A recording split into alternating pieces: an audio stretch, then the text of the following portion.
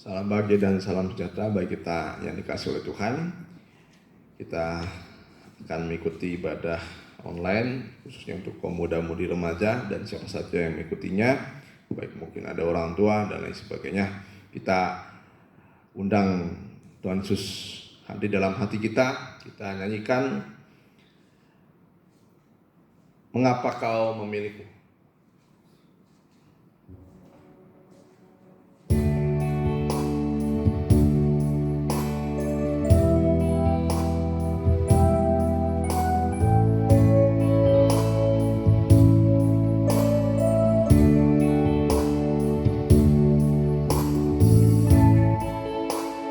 Mengapa Kau memilihku untuk menjadi milikmu, sedangkan Kau tahu salahku.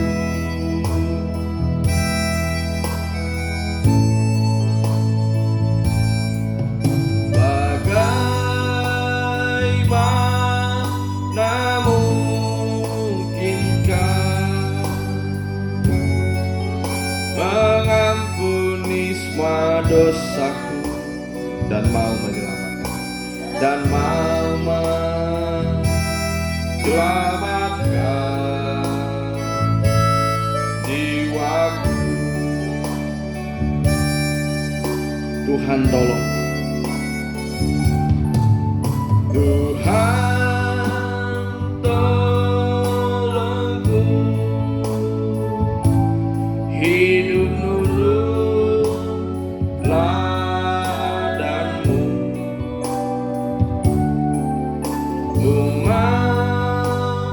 mentaati firman-Mu.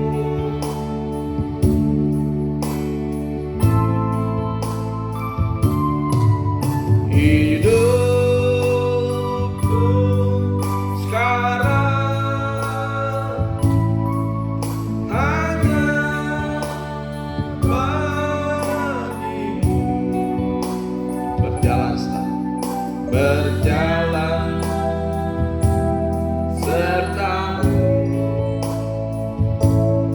setiap hari. Tuhan tolong,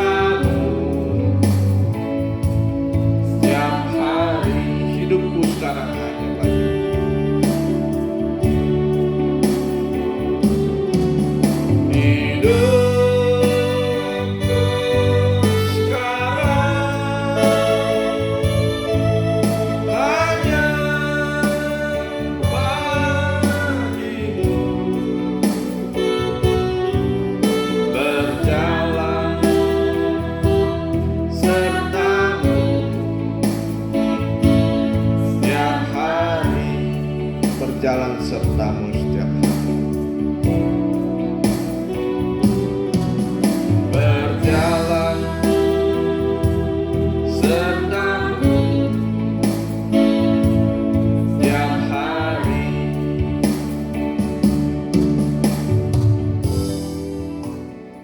Haleluya Tuhan, haleluya. Inilah kerinduan yang akan kami berikan kepadamu Tuhan ketika kami merindu Tuhan untuk bisa mentaati firman-Mu, Memang daging ini terasa berat Tuhan, tetapi kalau kami mengikuti keinginan daging, kami akan sulit untuk bisa mengikuti Engkau. Tetapi kami ingin mengikuti Engkau sebagaimana Engkau memberikan teladan bagi kehidupan kami, supaya kami bisa mengerti kehendak-Mu dalam kehidupan kami lewat firman yang selalu Engkau nyatakan dalam kehidupan kami. Terima kasih Tuhan, terima kasih. Biarlah ibadah kami Tuhan, yang walaupun kami bisa mengikutinya hanya melalui siaran online, Engkau yang mengurapi setiap hati kami dan pikiran kami. Engkau yang mengubah setiap kehidupan kami lewat firman Tuhan. Terima kasih Tuhan, terima kasih. Kuasa-kuasa sejat yang mau mengganggu hati pikiran kami mau tolak. Kami mau usir hanya dalam satu nama, di dalam nama Tuhan Yesus. Biarlah iblis kuatnya pergi dari tempat ini, terutama dalam hati kami dan pikiran kami. Terima kasih Tuhan, terima kasih. Hanya di dalam nama Tuhan Yesus kami sudah berdoa. Haleluya, amin. Ya, kita lanjutkan kembali pujian selanjutnya. Mari kita nyanyikan Berilah Hikmat-Mu ya Tuhan.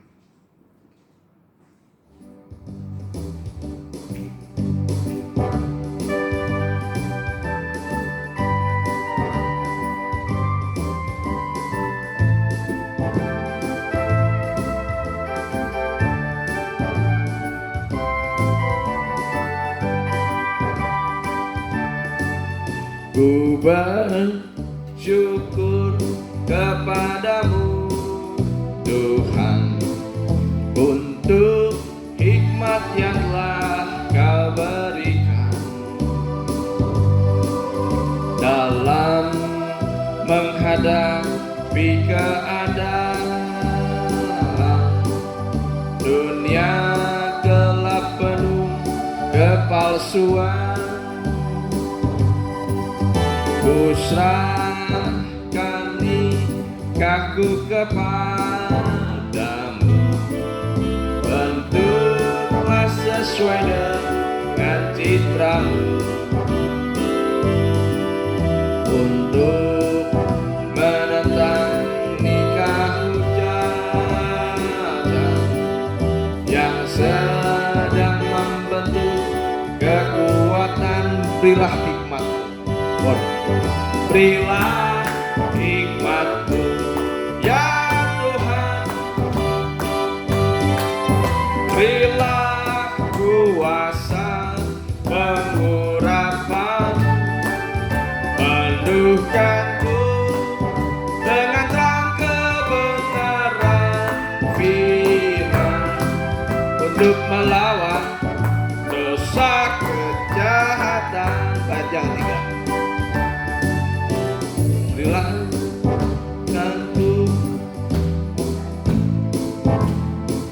ya nikah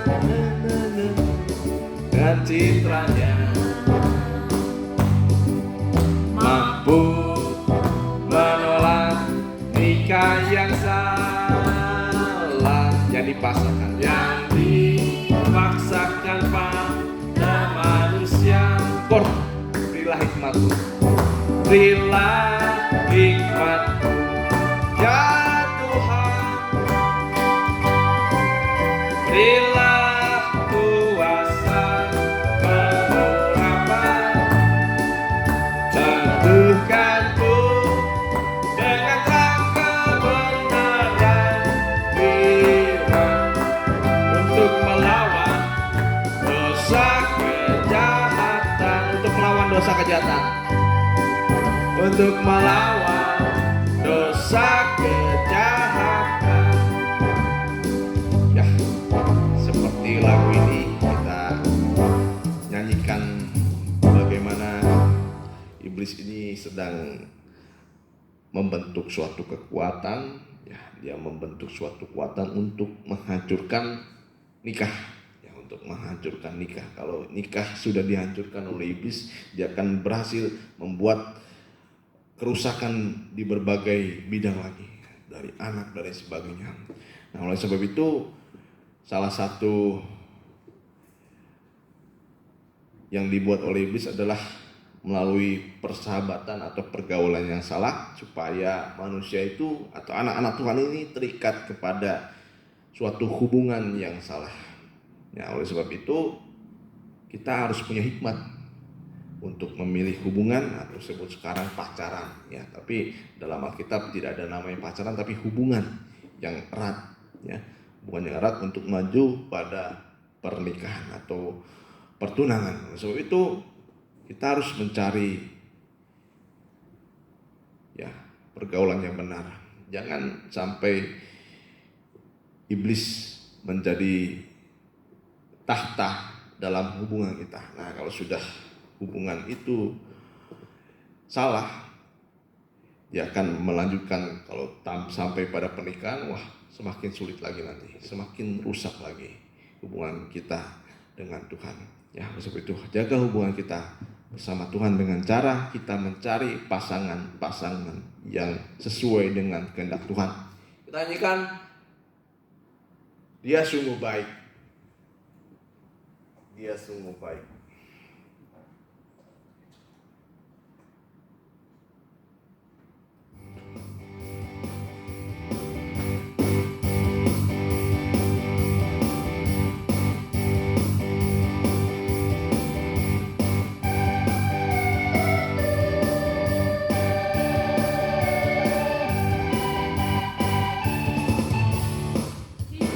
Dia mati bagiku, Dia bangkit bagiku, ya Tuhan Allah penyelamatku. Kuasa mati kalahkan, hidupku dipulihkan, Dia Tuhan Allah kenanganku.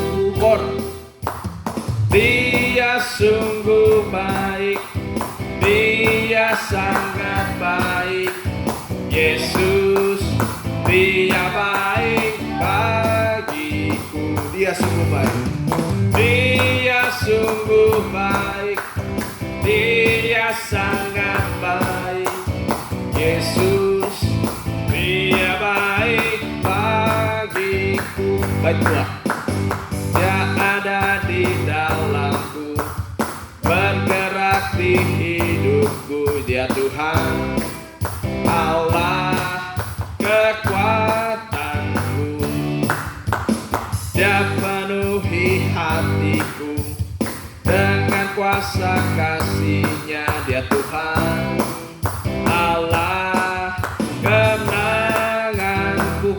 Dia sungguh baik, Dia sungguh baik, Dia sangat baik, Yesus, Dia baik bagiku. Dia sungguh baik, Dia sungguh baik, Dia sangat baik, Yesus, Dia baik bagiku. Dia sungguh baik, Dia sungguh baik, Dia sangat baik, Yesus, Dia baik bagiku. Dia sungguh baik, Dia sungguh baik, Dia sangat baik, Yesus, Dia baik bagiku. Ya, kebaikannya memang tidak pernah dan tidak bisa dilakukan oleh setiap orang-orang yang percaya. Dia sungguh baik dalam kehidupan kita. Haleluya, kita akan dengar firman Tuhan, kita nyanyikan Aku Mengasihi Engkau Yesus.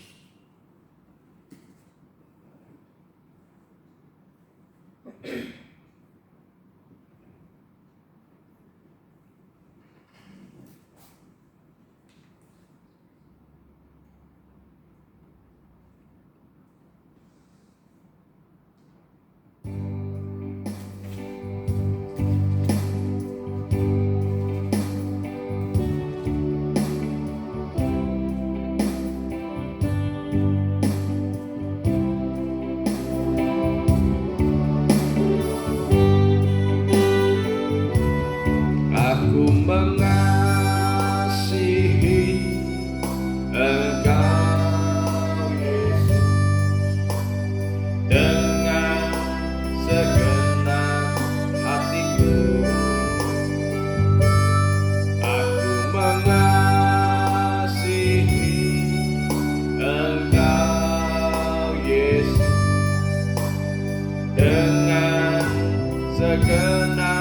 jiwaku.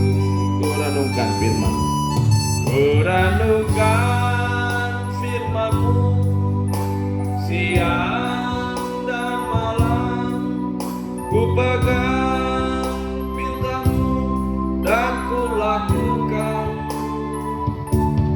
Engkau tahu ya Tuhan tujuan hidupku hanyalah untuk menyenangkan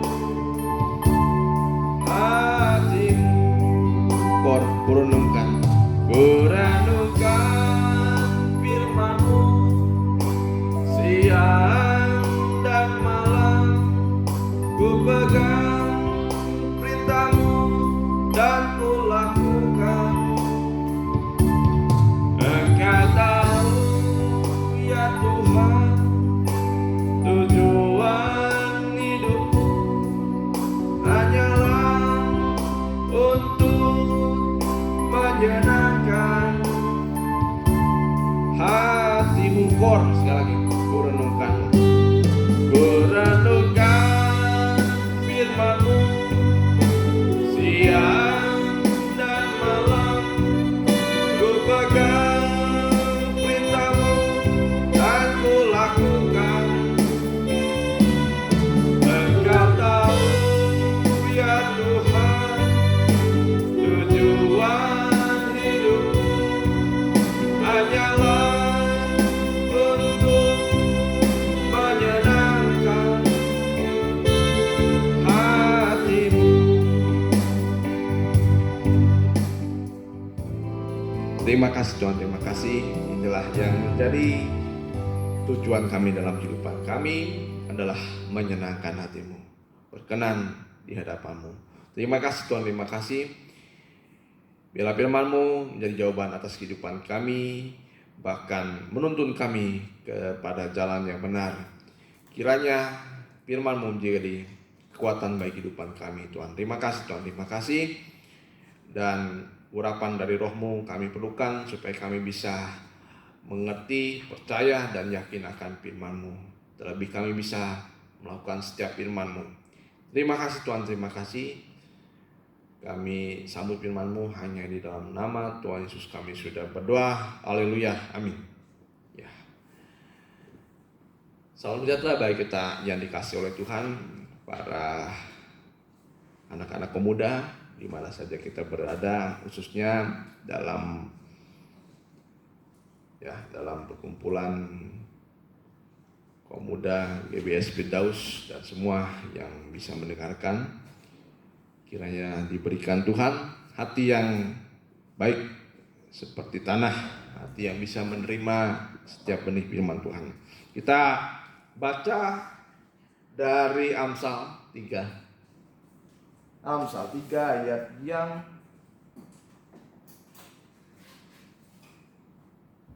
ke-13. Amsal 3 ayat yang ke-13. Ya, kita baca bersama-sama. Amsal 3 ayat yang ke-13. Ya. Berbahagialah orang yang mendapat hikmat, orang yang memperoleh kepandaian. Terus, karena keuntungannya melebihi keuntungan perak dan hasilnya melebihi emas. Terus, ia lebih berharga daripada permata. Apapun yang kau inginkan tidak dapat menyamainya. Ya, kita garis bawahi, apapun yang kau inginkan tidak dapat menyamainya. Jadi memang suatu kekayaan di dunia ini dilambangkan sebagai perak dan emas. Kalau seseorang memiliki ada turnamen, ada kejuaraan yang dihadiahkan, kalau turnamennya ini berkelas ya, pasti emas, perak. Ya, itu barang-barang yang mahal. Nah, kalau perak ya, kalau perunggu itu juara keberapa? Biasanya juara ketiga. Kalau di dunia itu perunggu itu juara ketiga, perak itu juara kedua. Nah, kalau emas itu juara pertama. Nah, ini sudah maksudnya sebagai juara-juara di dunia. Nah, jadi orang-orang berhikmat kalau ada turnamen, kalau ada kejuaraan, nah ada hadiahnya. Biasanya yang menjadi juara pertama itu diberi emas, hadiahnya medali emas. Tapi kita lihat sekarang itu tidak melebihi apa yang dijanjikan Tuhan, apa yang diberikan Tuhan. Itu hikmat. Nah, apa itu hikmat? Hikmat itu adalah kemampuan rohani untuk menilai dan melihat kehidupan dari sudut pandangnya Allah. Ya, memang hikmat ini adalah kemampuan secara rohani. Jadi kemampuan secara rohani tidak bisa dilihat oleh kasat mata, oleh kita sebagai orang-orang. Nah, memang kemampuan rohani ini seperti tidak bisa dilihat karena ini menyangkut dalam hati manusia. Nah, jadi hikmat juga bisa disebut juga hati yang paham menimbang perkara. Menimbang perkara. Jadi dalam kehidupan kita, panca indera kita itu dilatih untuk melihat perkara. Perasaan kita dilatih untuk menimbang segala perkara dalam kehidupan kita, untuk menentukan arah, jalan, atau langkah kehidupan kita. Terutama anak-anak pemuda, karena anak-anak pemuda dikatakan dalam Amsal adalah orang-orang yang belum berpengalaman, bahkan tidak berpengalaman. Diberilah suatu tuntunan untuk kita mendapat hikmat daripada Tuhan. Nah, jadi bukan hikmat intelektual yang dimaksudkan pada saat ini, bukan hikmat intelektual. Orang ranking 1, orang mungkin bisa juara, orang mungkin bisa seperti profesor. Ya, bukan intelektual yang dimaksud, itu sudah jalurnya berbeda lagi ya. Tapi kita lihat di 1 Korintus 1 ayat 19. 1 Korintus 1 ayat yang 19 ya. Saya sebagai siswa juga pernah mendapat ranking. Nah, misalnya itulah intelektual. Diisi oleh pengetahuan, orang menimbang, memikirkan ya, melihat alam sekitar sehingga dapatlah ilmu, pengetahuan. Nah, itu berbeda lagi, bukan itu yang dimaksud hikmat Tuhan. Itu hikmat masih dalam taraf hikmat dunia. Nah, orang di luar Tuhan, orang-orang yang tidak mengenal Tuhan bisa mendapat hikmat dunia. Tuhan katakan, silakan, itu dunia dimiliki oleh orang-orang berhikmat. Ya, tapi kita lihat sekarang hikmat yang dimaksud oleh Tuhan, 1 Korintus 1 ayat 19. Nah, karena ada tertulis, aku akan membinasakan hikmat orang-orang berhikmat. Nah, ini yang dimaksudkan tadi, intelektual, kearifan, dan kearifan orang-orang bijak akan kulenyapkan. Terus, di manakah orang berhikmat? Di manakah ahli Taurat? Di manakah pembantah dari dunia ini? Bukankah Allah telah membuat hikmat dunia ini menjadi kebodohan? Nah, jadi hikmat secara dunia ya, belum bisa menyaingi hikmatnya Tuhan.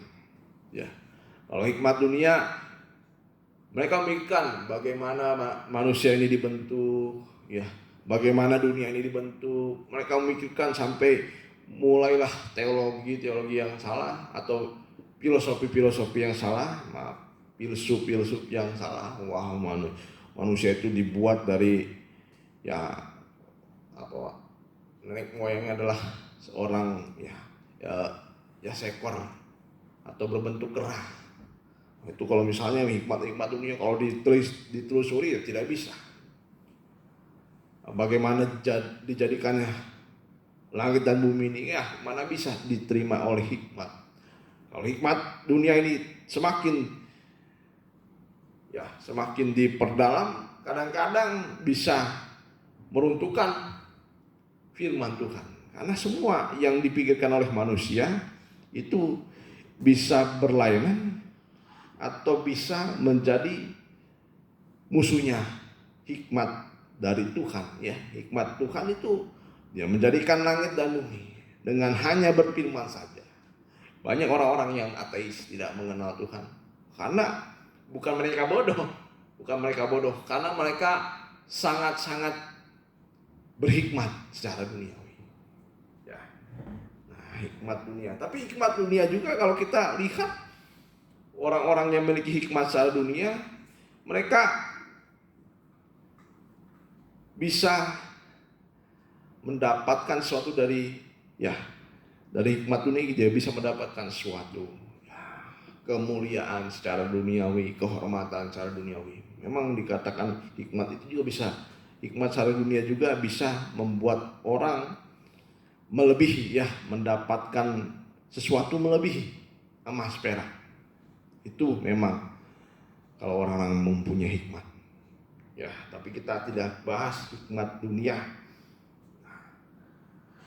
Karena kalau orang tidak mempunyai hikmat Tuhan, kalau orang tidak mempunyai hikmat Tuhan, kita akan bahas sekarang mengenai hikmat Tuhan. Hikmat Tuhan ini paham menimbang perkara, hati yang paham menimbang perkara. Dan hikmat juga kemampuan secara rohani untuk menilai dan melihat dari sudut pandangnya Allah, bukan sudut pandang manusia. Karena manusia bisa salah. Tapi kalau punya hikmat Tuhan, dia akan memiliki suatu pengaruh yang sangat luar biasa dalam kehidupan kita. Dia akan menuntun kita kepada jalan-jalan kebenaran. Nah, kita lihat sekarang. Nah, bagaimana kalau kita tidak mempunyai hikmat Tuhan? Bagaimana kalau kita tidak mempunyai hikmat Tuhan? Nah, kalau kita tidak mempunyai hikmat Tuhan, kita akan berjalan tanpa Kristus dan menggunakan hikmat dunia. Karena hikmat dunia ini bertentangan dengan hikmatnya Tuhan. Kita ingat pembuat atau penggubah dari kitab Amsal adalah Salomo yang terkenal oleh hikmatnya. Nah, Salomo ini terkenal oleh hikmatnya. Kita mendengar bahwa Salomo ketika menghadapi dua orang perempuan Sundal. Ketika dua orang perempuan Sundal datang kepada Salomo, dia sebagai raja, dia menerima walaupun dua perempuan Sundal. Ya, kalau sekarang, mana mungkin ini dikerjakan oleh raja, oleh presiden. Ya, tapi ini dikerjakan mungkin oleh hakim-hakim yang biasa, atau mungkin cuma dalam taraf RT. Ya, tapi Salomo untuk menghadapi dua perempuan Sundal, dia menggunakan hikmat. Apa yang dia gunakan? Ya, ketika dua perempuan Sundal, ya mereka berdua memiliki anak. Yang satu memiliki anak, yang kedua juga memiliki anak. Tapi anak yang salah satunya meninggal. Nah, karena dua orang perempuan Sundal ini, yang satunya ingin memiliki anak, jadi anak yang mati ini mau dia gantikan dengan anak yang hidup. Dia mengaku-ngaku. Tapi saya mengerti hanya dua orang perempuan ini saja yang tahu. Jadi yang tahu benar atau yang salah hanya dua perempuan ini saja. Tapi yang jahat ini mengaku-ngaku terus.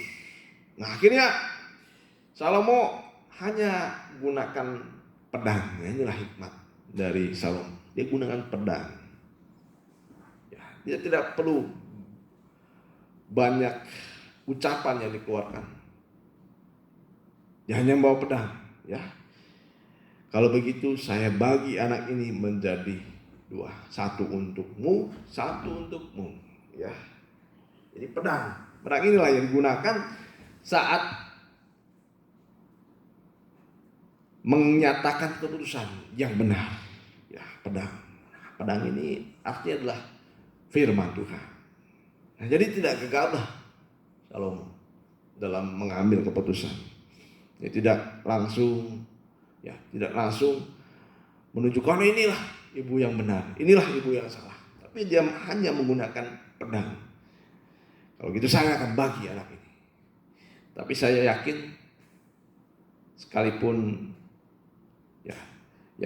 tapi saya yakin bahwa dia tidak akan menggunakan pedang ini untuk membunuh anak ini. Ini ada suatu istilah, suatu hikmat yang dipakai oleh Salomo. Dia gunakan pedang. Nah, inilah pedang, inilah hikmat Tuhan. Ya, tidak gegabah dan memang seperti terlihat kejam. Tapi ini menyatakan keadilan. Nah, tidak.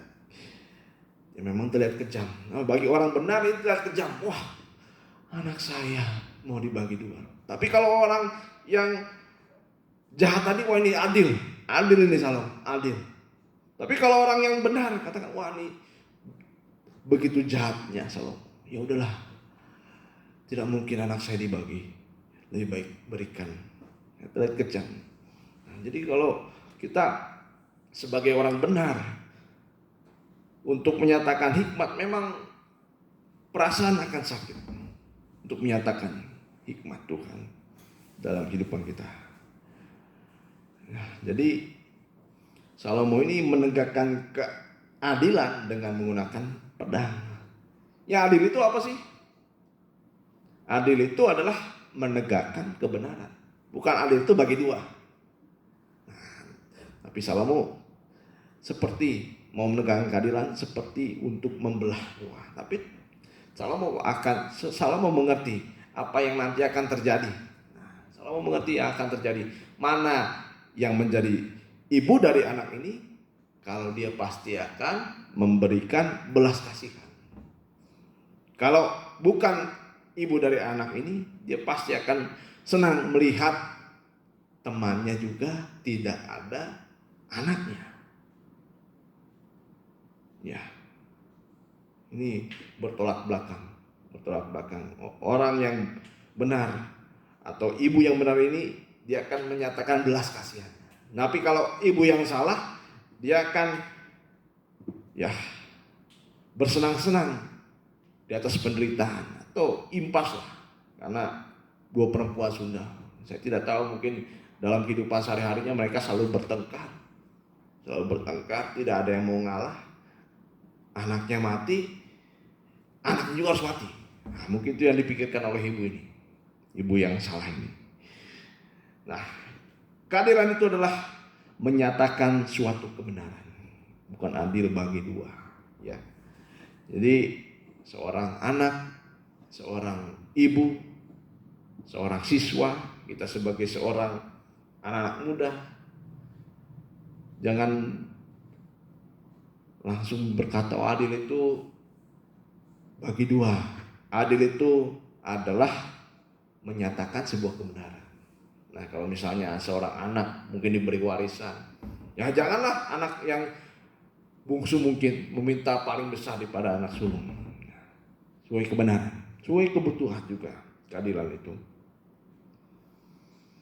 Ya dulu ada juga beberapa teman saya, ya dia orang pintar waktu SMP, ya dia orang pintar, ya orang yang percaya Tuhan. Nah, tapi kalau memilih pasangan tidak pakai hikmat. Jadi kalau tidak memakai hikmat, kalau anak muda kalau tidak memakai hikmat, dia pasti akan menggunakan pandangan dan perasaan. Nah, itu kalau kita tidak pakai hikmat untuk memilih segala sesuatu, apalagi memilih pasangan. Memilih pasangan itu bukan hanya dipakai adalah lewat pandangan dan perasaan, tapi menggunakan hikmat. Dia menimbang-nimbang, nah, kalau saya dengan si ini, bagaimana kehidupan saya nanti, masa depan saya.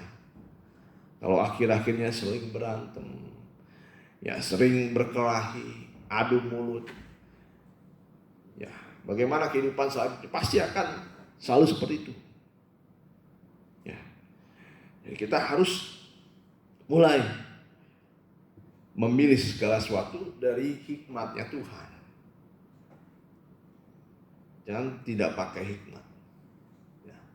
Kalau tidak pakai hikmat, kita bisa menjadi orang bodoh. Orang bodoh itu hanya memikirkan pandangan dan perasaannya saja. Wah, kalau misalnya ada seorang dekat pada saya, bukan anak Tuhan. Wah, perasaan tapi berbunga-bunga nih. Perasaan berbunga-bunga. Wah, kalau pandangan, wah dia tampan. Tidak pakai hikmat Tuhan. Tidak pakai pedang kita untuk memutuskan perkara yang benar dan yang salah. Kita pasti akan terseret. Ya. Kita lihat hikmat dari Salomo ini, 1 Raja-Raja 3 ayat 28. Nah, inilah hasil dari hikmatnya Salomo. Ketika seluruh orang Israel mendengar keputusan hukum yang diberikan raja, maka takutlah mereka kepada raja, sebab mereka melihat bahwa hikmat dari Allah ada dalam hatinya untuk melakukan keadilan. Nah, untuk melakukan keadilan. Jadi kita anak-anak muda sudah belajar untuk melakukan keadilan. Melakukan keadilan itu apa? Memilih mana yang benar dan menolak apa yang salah. Itu keadilan. Ya, keadilan. Nah, akhirnya Salomo ini dipandang oleh seluruh orang Israel. Karena dulu ayahnya adalah Daud. Daud ini adalah orang yang terpandang di seluruh Israel. Wah, dihormati sekali Daud. Kalau orangnya dulu dihormati, nah, kemudian kerajaannya diberikan kepada anaknya. Nah, jadi suatu tanda tanya yang besar. Suatu tanda tanya yang besar oleh seluruh orang Israel. Bagaimana Salomo memimpin kerajaan Israel. Tapi ketika melihat keputusan yang ditujukan kepada 2 perempuan ini, dilihatnya lah seluruh orang Israel bahwa Salomo memiliki hikmah. Jadi Israel gentar atau takut atau segan kepada Salomo. Nah, begitu juga kalau kita punya hikmat, tidak mudah kita dibodoh-bodohi oleh orang. Ya, jangan sembarang saja menerima. Ditawari ini menerima, ditawari itu menerima. Ya, tidak memakai hikmat. Nah, kalau tidak memakai hikmat, kita menjadi bola permainan dari bola permainan dari siapa? Dari setan. Ya. Tapi kalau kita punya hikmat, kita kuat dan teguh, kita bisa disegani oleh setiap orang. Wah, ini orang ini sudah punya hikmat. Anak muda ini sudah punya hikmat. Hikmat Tuhan tidak mudah sekali digoyahkan. Itu hikmat daripada Tuhan. Ya. Dulu Daud sangat dikagumi. Tapi kalau Salomo ini meneruskan kerajaannya, Daud, wah, pasti orang Israel harus menguji dulu hikmat atau bagaimana cara memimpin Salomo. Tapi Salomo teruji. Salomo memiliki hikmat. Ya, disegani oleh orang Israel. Tapi kalau tanpa hikmat, Salomo tidak akan disegani. Bagaimana Rehabeam anaknya? Nah, Rehabeam tidak memiliki hikmat seperti ayahnya. Tidak disegani oleh orang Israel. Sehingga kerajaannya pecah. Ya, sehingga kerajaannya pecah. Nah, sekarang pertanyaannya, bagaimana cara mendapat hikmat Tuhan? Bagaimana cara mendapat hikmat Tuhan? Ya, bagaimana cara mendapat hikmat Tuhan?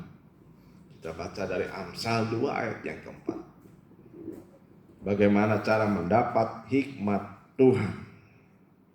Nah, jadi kita bisa memikirkan, bisa melihat diri kita, apa kita orang yang berhikmat, maka kita orang yang bodoh. Amsal 2 ayat yang keempat. Jikalau engkau mencarinya seperti mencari perak, dan mengejarnya seperti mengejar harta terpendam, maka engkau akan memperoleh pengertian tentang takut akan Tuhan dan mendapat pengenalan akan Allah. Hikmat Tuhan diperoleh, kita lihat di sini, yaitu seperti mencari harta yang terpendam. Seperti mencari harta yang terpendam. Kalau kita melihat orang-orang, kalau kita dulu pernah lihat apa namanya film lah. Kalau film itu orang mencari harta, menjelajah dari lautan ke lautan, dari pulau ke pulau untuk mencari harta, Kita lihat apa yang dimaksud dengan mencari harta terpendam. Kita baca dari sebentar.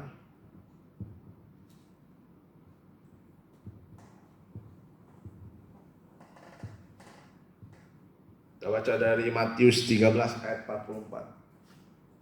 Ini hal kerajaan surga itu seumpama harta yang terpendam. Kita baca bersama-sama. Hal kerajaan surga itu seumpama harta yang terpendam di ladang orang. Di ladang. Yang ditemukan orang. Lalu dipendamkannya lagi. Oleh sebab sukacitanya, pergilah ia menjual seluruh miliknya lalu membeli ladang itu. Nah, jadi bukannya kita pikirkan kita mencari harta kemana, udah itu kita gali, seenaknya kita mencari harta, tapi di sini dikatakan hal kerajaan surga seumpama harta yang terpendam di ladang, bukan di tempat-tempat yang rahasia seperti apa, ada petanya dan lain sebagainya. Tapi kita lihat, yaitu mencarinya seperti mencari harta yang terpendam di ladang orang. Dia tidak mencurinya, tidak mencuri harta yang di ladang orang ini, tetapi dia menggunakan hikmat. Dia jual miliknya lalu membeli ladang itu. Nah, jadi membeli ladang, bukan mencuri di ladang orang. Nah, itu salah sekali. Nah, jadi segala sesuatu harus disampaikan dengan kebenaran firman Tuhan. Jadi ada harga yang harus dibayar. Pergilah ia menjual seluruh miliknya. Nah, jadi orang ini menjual seluruh miliknya lalu membeli ladang itu. Jadi ada harga yang harus dikeluarkan untuk mendapat hikmat daripada Tuhan. Jadi harganya ini bukan harga yang murah, harga yang mahal. Tetapi yang didapatkan nanti melebihi apa yang dia keluarkan. Kita lihat dari 1 Raja-Raja 3 ayat yang keempat. Ini juga dilakukan oleh Salomo. 1 Raja-Raja 3 ayat yang keempat. 1 Raja-Raja 3 ayat yang keempat. Pada suatu hari Raja Salomo pergi ke Gibeon untuk mempersembahkan korban. Sebab disitulah bukit pengorbanan yang paling besar. 1.000 korban bakaran dipersembahkan Salomo di atas mezbah itu. Nah, jadi harga yang harus dibayar untuk kita mendapat hikmat Tuhan adalah suatu pengorbanan. Kita lihat apa yang dikorbankan oleh Salomo. Yang dikorbankan Salomo ini begitu banyak, 1.000 korban bakaran. 1000 korban bakaran. Ya. Jadi untuk mendapat hikmat Tuhan, bukan kita mengorbankan orang, mengorbankan teman, mengorbankan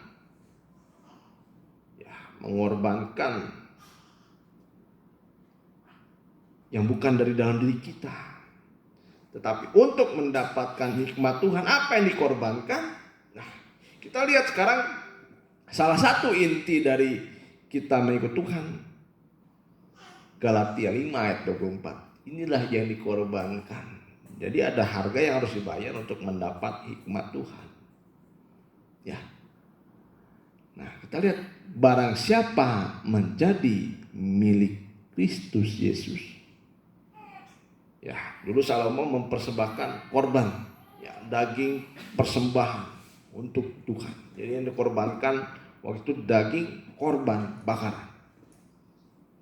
Nah, untuk sekarang kita tidak perlu kita harus mempersembahkan korban kambing, domba, lembu dan lain sebagainya. Tapi kita lihat di Galatia 5 ayat 24, barang siapa menjadi milik Kristus, ia telah menyalibkan daging dengan segala hawa nafsu dan keinginannya. Jadi salah satu inti untuk kita mengikut Tuhan, untuk mendapat hikmat Tuhan, adalah kita korbankan daging kita. Ya, daging ini penuh dengan hawa nafsu dan keinginan. Untuk mendapat hikmat Tuhan, inilah yang harus dikorbankan. Inilah yang harus dikorbankan. Itu daging dengan segala keinginannya. Dengan segala keinginannya. Kita sekarang belajar untuk mendapat hikmat Tuhan. Salomo dulu mempersembahkan korban bakaran kepada Tuhan. Ya, tapi sekarang kita untuk mendapatkan hikmat Tuhan hanya satu jalan, yaitu kita korbankan daging kita. Kalau daging ini tidak pernah dikorbankan, hikmat yang kita terima hanya hikmat dalam pikiran saja. Tidak akan pernah hikmat itu menjadi perbuatan kita. Kita sudah mendengar bahwa firman Tuhan itu dituliskan sampai kepada loh hati kita, sampai kepada jalan hidup kita, langkah-langkah hidup kita. Ya, hikmat juga adalah karunia Tuhan. Jadi hikmat ini tidak didapat dengan semudah itu. Ya, dan hikmat ini adalah pemberian Tuhan. Pemberian Tuhan kepada setiap orang yang mau menyalibkan dagingnya dengan segala keinginannya, dengan segala kehendaknya. Itu yang pertama. Ya, bagaimana cara mendapat hikmat Tuhan? Kita harus rela menyalibkan daging dengan segala keinginannya. Karena keinginan daging ini yang membuat hikmat Tuhan tidak bisa bekerja dalam kehidupan kita. Tapi kalau kita mau menyalibkan daging, kita bisa mendapatkan hikmat. Dan hikmatnya akan diberikan kepada orang-orang yang mau mengorbankan kepentingan dagingnya. Ya, kepentingan dagingnya.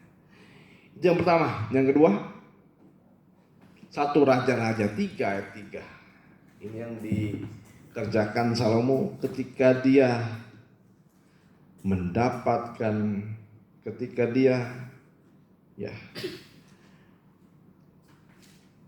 mau meminta hikmat kepada Tuhan. 1 Raja-Raja 3 ayat yang 3. Dan Salomo menunjukkan kasihnya kepada Tuhan dengan hidup menurut ketetapan Daud, ayahnya. Hanya ia masih mempersembahkan korban sembelihan dan ukupan di bukit-bukit pengorbanan. Dan Salomo menunjukkan kasihnya kepada Tuhan. Ya, garis bawahi, dan Salomo menunjukkan kasihnya kepada Tuhan. Jadi hikmat Tuhan ini diberikan pertama kepada orang-orang yang mau mengorbankan daging dengan segala hawa nafsunya dan kepentingannya, keinginannya. Kalau setiap orang muda tidak mau mengorbankan keinginan dagingnya untuk Tuhan, untuk beribadah, untuk melayani Tuhan, sampai kapanpun dia tidak akan menerima hikmat Tuhan. Hikmat Tuhan hanya dalam pikirannya saja. Tapi ketika dia mau mengorbankan, mau melayani Tuhan, mau beribadah kepada Tuhan, dia akan mulai merasakan hikmat Tuhan. Dia bisa memilih mana yang baik, mana yang jahat. Untuk ibadah saja kita sulit membedakan ibadah atau tidak. Bagaimana kita mau menimbang perkara yang lebih mulia lagi, lebih tinggi lagi. Untuk perkara ibadah saja kita tidak bisa menimbang. Ya, anak-anak pemuda kadang-kadang untuk memilih ibadah atau main, anak-anak pemuda memilih main. Ibadah atau sesuatu. Ya. Karena sesuatu ini yang dia pilih dibandingkan ibadah. Mana yang baik, mana yang tidak baik. Mana yang didahulukan, mana yang nanti. Ya, main silahkan, tapi mana lebih dahulu. Ya. Anak muda paling jago itu nyeleneh, atau sebutannya apa?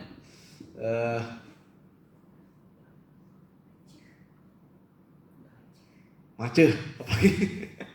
Anak muda paling jago apa kalau kita nasihati? Ngeles. Nah, paling jago ngeles. Macet juga. Ngeles. Jika kita mulai dipilih, ada pilihan beribadah atau yang lain, kan ibadah bisa nanti. Nah itu ngelesnya kaum muda itu seperti itu. Sampai akhirnya nanti. Dan sampai terbentuklah karakter nanti. Berdalih. Menunda waktu. Nah inilah karakter yang buruk dari kaum muda ini. Menunda-nunda waktu. Ngeles. Sekalipun apa yang dikatakan itu seperti benar, tapi menurut pemandangannya sendiri, bukan menurut firman Tuhan. Ya, kita harus mengerti sekarang pemuda. Ibadah pacaran, waduh, ini lebih ngawur lagi. Ya ibadah, pacaran, ibadah. Ini masih belum memiliki hikmat. Kalau kita milih pacaran dibandingkan ibadah, ya bawalah pasangannya ke gereja. Ya. Nah, jadi memang ada kasih Tuhan secara umum, secara khusus. Nah, kita lihat sekarang secara khusus ini. Orang ya kasih Tuhan itu bermacam-macam bentuknya. Ada yang secara umum, ada yang secara khusus. Nah, yang secara khusus ini yang diberikan hikmat oleh Tuhan. Inilah yang harus kita dapatkan. Ya, bagaimana caranya? Yaitu kita harus berkenan kepadanya. Seperti Salomo, dia melakukan, ya dia menunjukkan kasihnya dengan menuruti ketetapan-ketetapan dari ayahnya. Ketetapan-ketetapan ayahnya ini adalah firman. Ya. Jadi Salomo ini memang anak yang taat kepada orang tuanya. Dan juga taat kepada firman Tuhan. Bagaimana caranya kita supaya bisa berkenan kepada Tuhan? Ya, dengan kita hidup menurut ketetapannya, menurut firman-Nya, dan mengenal kasih-Nya Tuhan. Itu supaya kita bisa berkenan kepada Tuhan.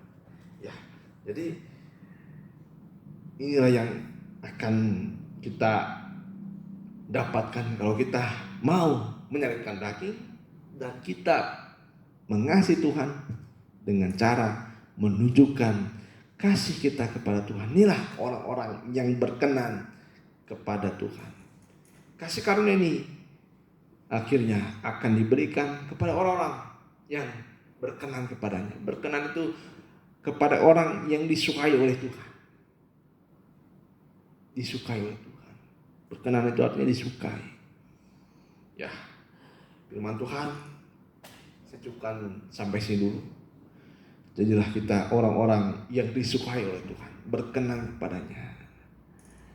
Orang yang berkenan kepadanya pasti adalah orang-orang yang mengasihinya. Ada kasih yang ditunjukkan Tuhan kepada orang-orang secara umum, tapi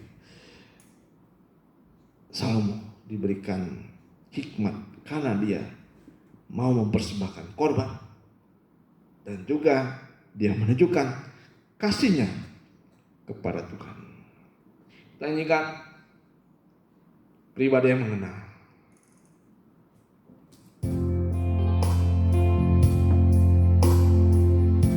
Ya, kita sama-sama memeriksa hati kita.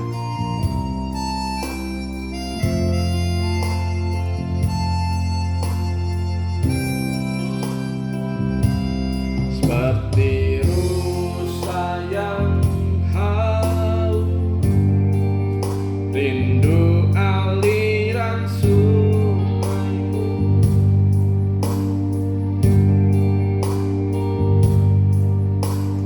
Hatiku tak tahan menunggumu bagai tanah gersang. Bagai tanah gersang menanti datangnya hujan. Begitupun jiwaku, begitupun jiwaku, Tuhan, hanya Kau. Hanya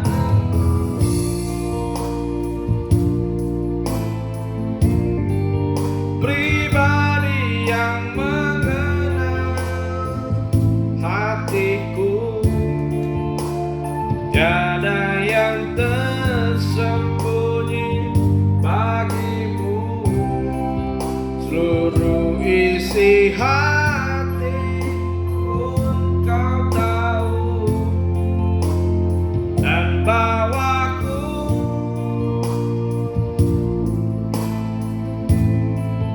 untuk lebih dekat lagi padamu, tinggal dalam indahnya dekapan kasih-Mu. Seperti rusa yang haus rindu aliran sungaimu.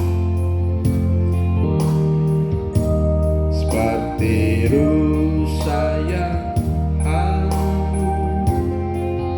rindu aliran sungaimu.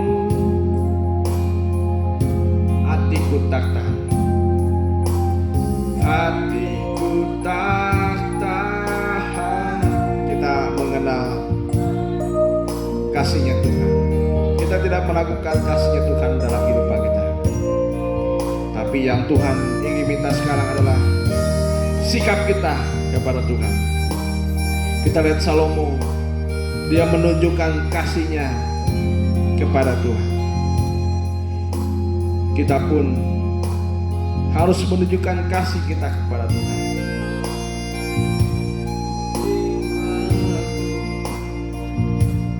Tuhan, hanya Kau.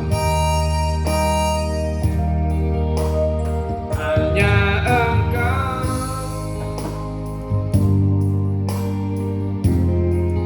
pribadi yang mengenal hatiku, tiada yang tersembunyi seluruh isi hatiku kau tahu, dan bawaku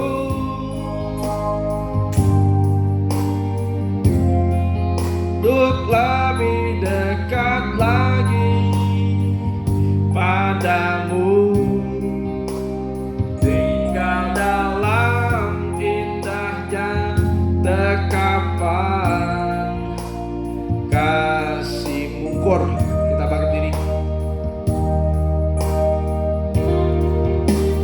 Hanya Engkau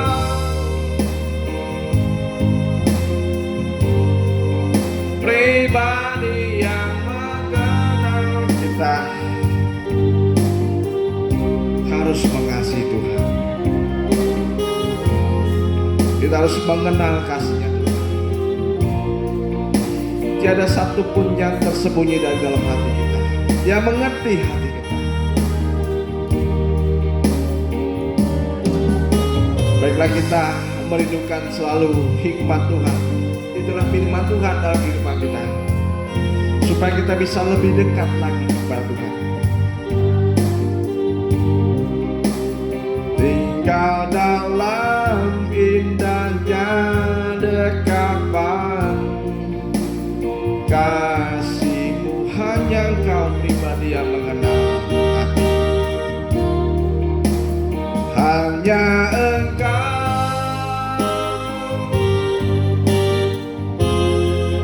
pribadi yang mengenal hatiku. Tiada yang tersembunyi bagimu, seluruh isi hatiku kau tahu. Berapa waktu,